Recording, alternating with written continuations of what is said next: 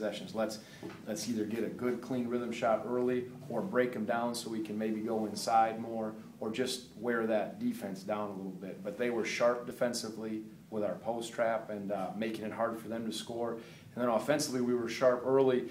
And even the drought we had, the looks were there, but that was a physical game.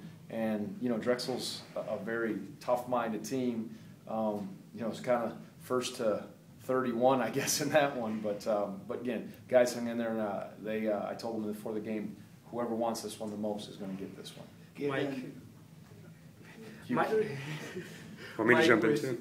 Mike really seemed to be, and you guys made an effort to get Mike involved and get him the ball, and he was really active. Right.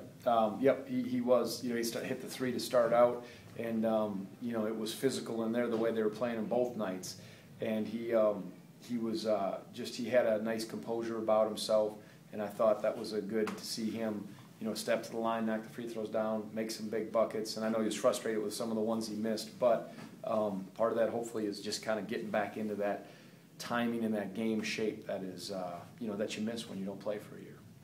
I haven't seen the final book.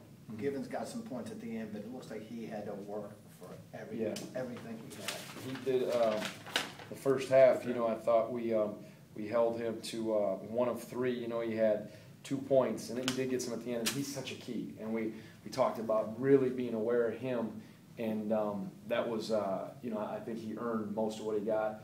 Started the second half, I thought we were a little shaky with 3 turnovers. They got 3 offensive rebounds, but then I thought we locked in and defended better. But you know, that guy is dangerous. Not very tall. He's sort of, I don't know what they list him at, but he's undersized. But if you play him one-on-one, the one time that we did, we were supposed to trap. We had our trap on, and we didn't.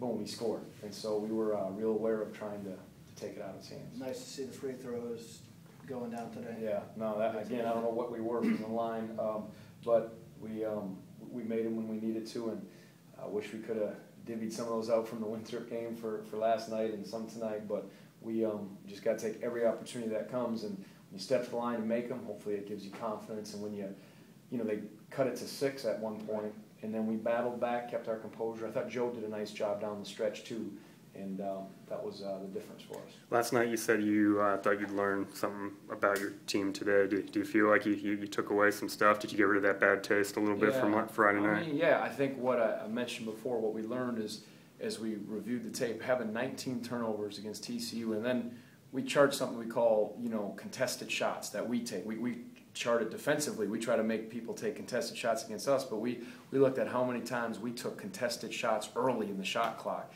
and there were 16 of those. So, you know, you look in that game, 19 turnovers, 16 early contested shots. That's 35 possessions, and there were 66 possessions in the TCU game. So half of our possessions were empty, so to speak, and that's huge for us. We have to be willing, if it's a good shot early and it's uncontested, absolutely. But if not, against good defenses, we felt like we had to have a little more patience. So, you know, that even let Mike shape up a little more and get post-up position, get some more touches inside, wear their defense down, which makes it, you know, a little more tiring for them offensively. And I thought we took a step in the right direction that way. Quickly with James and Darion was eligible to play today. I guess he just chose not to play him, and James got a little time there. Yep. Had he shown you something where you thought he deserved it? Because it seemed like he kind of came in when the game was sort of at an interesting juncture there. Mike was very tired, and oops, you're like, come on. Mike was very. I think it was we brought Mike in for him. Zoo was in foul trouble.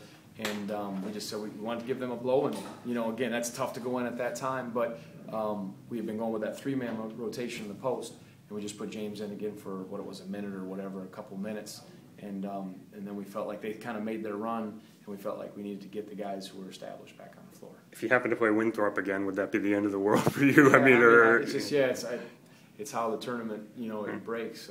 They're, you know, we know they're physical.